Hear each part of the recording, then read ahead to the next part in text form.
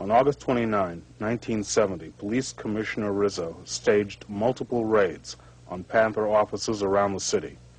Panther members were stripped in the street. Less than a week later, the Black Panther Party convened the Revolutionary People's Constitutional Convention at Temple University in Philadelphia. Jamal returned from California and served on the security team. Jamal's Panther activity did not go unnoticed by government authorities. In my case, where you have the police who moved against me since a youth because of my Black Panther history and before, with no criminal background, the political nature is clearly evident. He was named in a House of Representatives committee report on internal security. The government bided its time. They sent letters, smut letters, from husbands to wives, you know. They sent letters to employers, you know, stigmatizing people. They sent letters from one radical organization to another radical organization to try to incite violence between those two organizations. In fact, in the Black Panther Party out in LA in 1973, I think it was, in 1969, I believe, there was a brother named Bunchy Carter who was killed because of a conflict with the US organization, because there were letters going between the organizations that were not authored by Panthers. They were authored by FBI agents in some dark office in California to incite hatred and division between radical groups. In the end, the Black Panther Party was destroyed by both police terror from without and a murderous internal factionalism inflamed by COINTELPRO provocations. During the next 10 years, Jamal wrote and broadcast. His voice was heard on the National Black Network and many Philadelphia radio stations. His work was guided by the, quote, principle that we are oppressed black human beings first. He was elected president of the Philadelphia chapter of the Association of Black Journalists at age 26 in November 1980. He was named by Philadelphia Magazine as one of its people to watch in 1981. He became known as the voice of the voiceless, and among those voiceless was the MOVE organization. I met MOVE while covering them in Philadelphia. I became exposed to them as opposed to reading about them, and found out that what I read about them had no relationship to the kind of people they were and what they were about. That every published report was tinged with prejudice and hatred. MOVE members have been active and above ground in Philadelphia since 1973. They've been through every jail in Philadelphia. They've been beaten in every police district all over Philadelphia for standing up for their belief to defend life. The police will be in there to drag them out by the backs of their necks.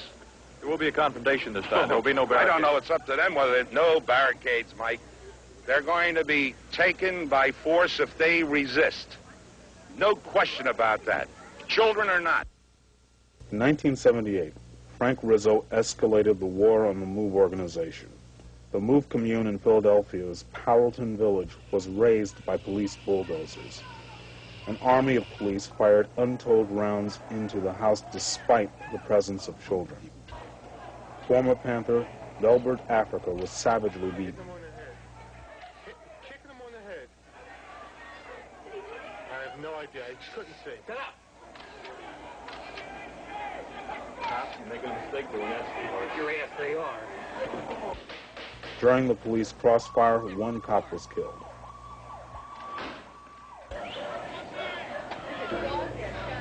There was an incredible response by the city. I'm talking like 700 cops. A siege around the neighborhood. And it really continued day by day, until it built up to August 8, 1978, which is the case of a police assault on MOVE headquarters, maybe 500 policemen. What people may not know is that the arms that MOVE had were inoperable, that they were there to show the police that Move was serious about defending the home, but they had no firing pins. They couldn't work. Jamal covered the Move story and attended the August 8th press conference, which Rizzo called to defend his brutal assault. The press has to take a little of the blame here. They've glorified a bunch of criminals, a new breed of journalism that doesn't want both sides, only one side of the issue. The press is responsible for what's happening in this city. Jamal became, in his own words, a widely known and among cops widely hated Move supporter who went to jails to get the Africa's side of the August 8th, 78 confrontation. He was deeply impressed by the refusal of Move members to be broken during the trial for the death of the cop. I was seduced into the Move organization by the loveliness and goodness of its people and its members. I was probably enraged as well as sitting in a trial in an official capacity, objective as a journalist, and seeing that the law really didn't matter, that it didn't matter whether a man was innocent or guilty. It didn't matter what the law says your rights were. You just had 9 members of the Move organization being sentenced to 30 to 100 years for a crime that everybody knew they did not commit. I mean, 9 people cannot kill 1 man. What you had in Philadelphia in '81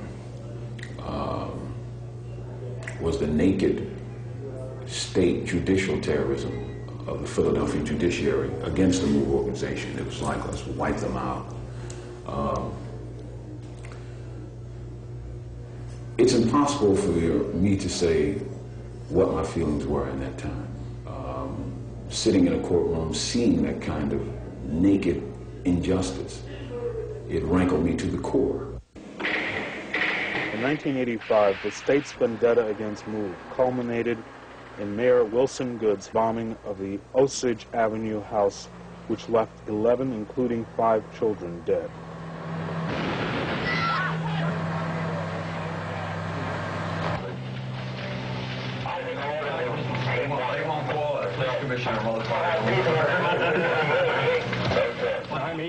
It was the Philadelphia Police Department. It was the state government of Pennsylvania.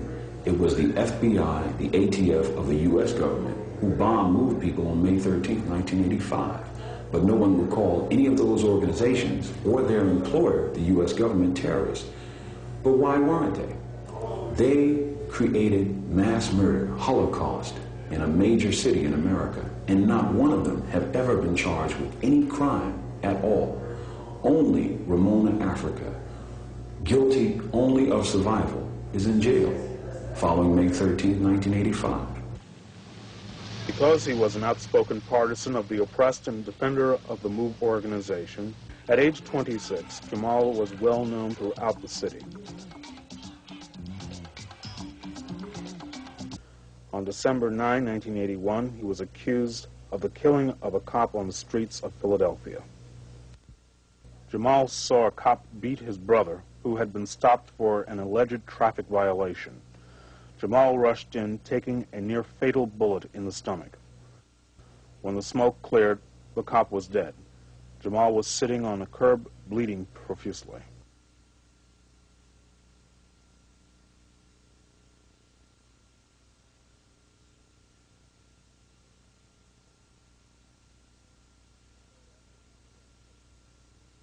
Even the day after he was arrested, the Philadelphia Inquirer headlined, quote, "Jamal, an eloquent activist not afraid to raise his voice," close quote.